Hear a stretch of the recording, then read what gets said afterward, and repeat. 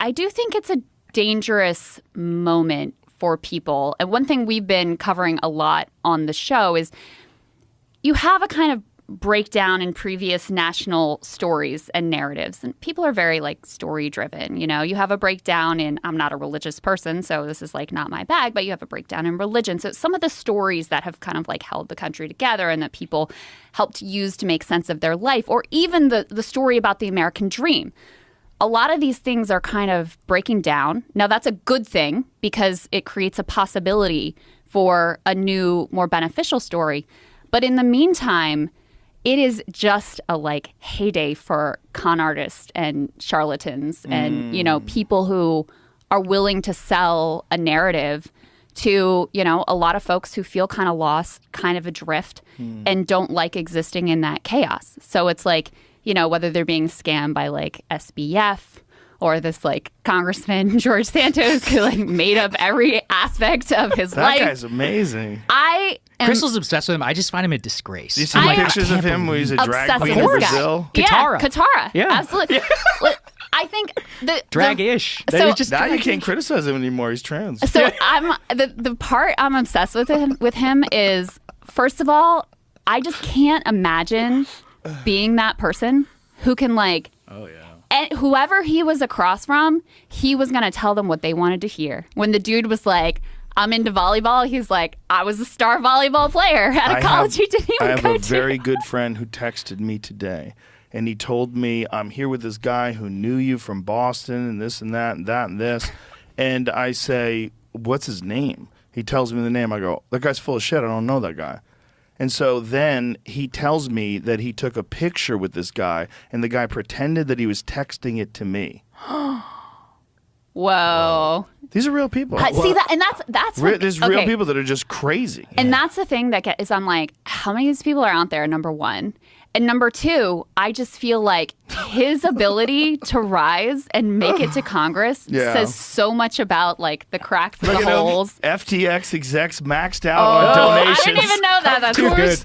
Good find, Jamie. Of course they did. That look at him. Right there is like the perfect news story for our era. Look at that American flag fucking pin on the lapel. I love it. This is America's congressman right here. What's his name? America's Have you seen the video where he's like, hi, my name is Anthony DeValder? Yeah, and he you're changes like, his who name. the fuck are you? He's like, a what's your full-on name? con man. Full-on There are con man. so few people that want to be congressmen, and there's so few people that want to get involved that you could be a fucking loon.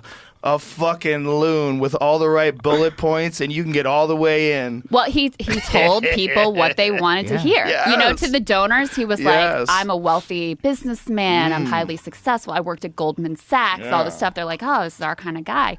To the electorate in the Republican, he pitched that he's like this trailblazing, you know, I am the American dream, like Latino, gay, all this stuff. I mean, it really was incredible, the way that he told people what they wanted to hear. And so that's a part that I'm really interested and obsessed with, because all of these people are like a reflection of the holes and vulnerabilities in society. You know, same thing with Sam Bankman-Fried and FTX. He told people in Congress, he told the media, he had this very specific cultivated image of his like wacky hair and his like dressed down look and whatever, that he was the eccentric genius or whatever. And a lot of people who were supposed to be super smart in the business press and in the, you know, regular press and on Capitol Hill, they all bought it hook, line, and sinker. After Bernie Madoff, you're not going to fool us again. Oh, yeah, right. We've got it all. We figured it out. Yeah. We got it. It's not like Theranos was like 5 years ago. Right. Theranos was an abnormality, sir. It'll never happen again. People like that are rare, and they don't really get through. It's actually a good thing, though, just to show people, like, these people aren't that smart. You know, when I first came to D.C., you know, you get to the White House, and you're like, holy shit, like, this is the White House. I remember, you know, it's like when I met Trump and interviewing him, and I'm like in the Oval Office, and I'm like, holy shit, I'm in the Oval. That's JFK who's there, you know, like, this is where Nixon did this thing. But then, you know, like, some guy comes in with his shoes off, and you're like, oh, this is just an office. Like, this is just a normal building. And so you got to take that veneer off. Most people actually get this. I'm probably just weird, which is, like, these people aren't that smart. They, you know, the billionaires, and they're actually fools. Like Sam Bankman-Fried raised $1 billion. He was literally playing Counter-Strike while he was on a Zoom call. And he was playing a video game. He said some bullshit and like something about a banana, and they gave him $1 billion. This is one of the top tier venture VC. capital firms in the world. Yes. I And mean, you're these like, are supposed what? to be the most sophisticated investors and just totally bamboozled by this guy.